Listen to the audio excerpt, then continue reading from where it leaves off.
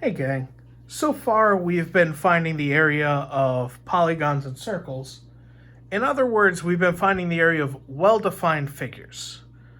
But not every figure is a well-defined figure. So a lot of times you may need to find the area of an amorphous blob. Unfortunately, an amorphous blob doesn't have an area formula. So what you would have to do is you would have to break it up into pieces that you could find the area of. Now, an amorphous blob isn't going to be easy for us to break up.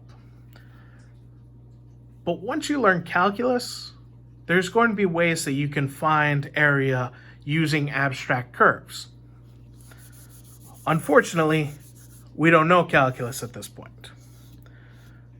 So the types of figures that we're going to be working with, that we're going to need to break up, are going to be using figures that we have defined. And the things that we're going to break up are going to be called composite figures. A composite figure is a figure that is not well defined, but can be broken up into parts that are well defined. It can be either broken up to make it a combination of multiple part figures that we know, or it can be having parts removed to make it all figures we know. So something like a 5-year-old's drawing of a house,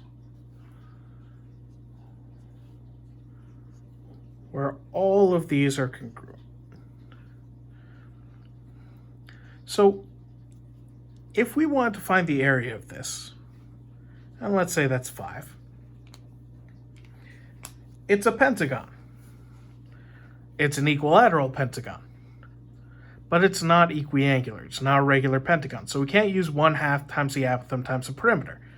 And there's no general formula for this. So we would have to break it apart. So we could break it apart in a couple ways. One way we could do is we could drop down this altitude, which would make it into 2 congruent right trapezoids, or we can draw that and make our square and our triangle. So the area of the square would be 5 squared, which is 25, and it'd be units squared. And the area of the triangle would be s squared root 3 over 4. And the area of the whole thing would just be the sum.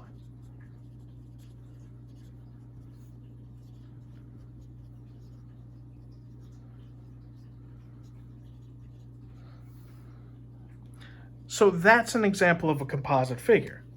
You can break it apart into well-defined objects that we know how to find the area of. But it may not always be the sum of these objects. Sometimes it may be something removed.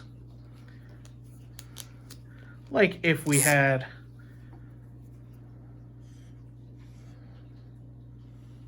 an octagon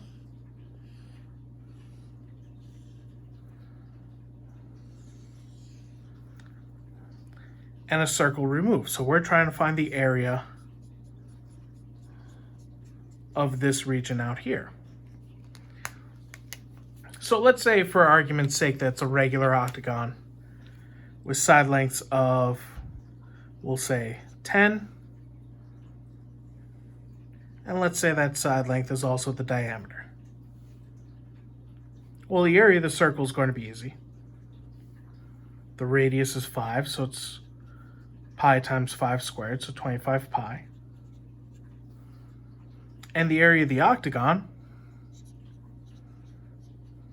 it's going to be 1/2 times the apothem times the perimeter. And the perimeter is going to be 80, so that part's easy. Now we just need to find out the apothem. And to do that, we'll need to use trig. So that's our apothem. That's our radius. And that would be 5. So last unit we talked about how we could use the measure of each interior angle and divide by 2 to get these angles. Another way you can find out the angles is all of these angles are 360. So won't in one of the triangles this vertex angle just be 1/8 of 360? So 1/8 of 360 is 45. So that means one of these is half of 45, so 22.5. So our triangle that we're working with, it's 5A and 22.5. So its tangent of 22.5 equals 5 over A. So A equals 5 over tangent of 22.5, which can be found exactly, but we're not going to because you don't know that stuff yet. So it's approximately 12.07.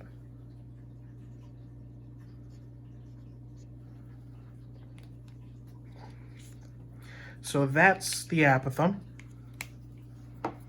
So put that here.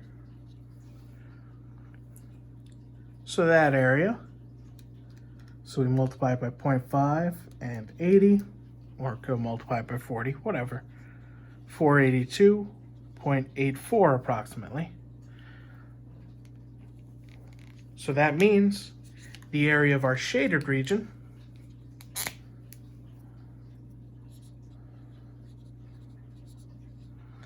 is the difference of these two. And since I already approximated, I'm not going to approximate for one and not the other. So I'm just going to approximate both. And it comes out to be 404.30 square units. All right, so that's areas of composite figures. Have fun.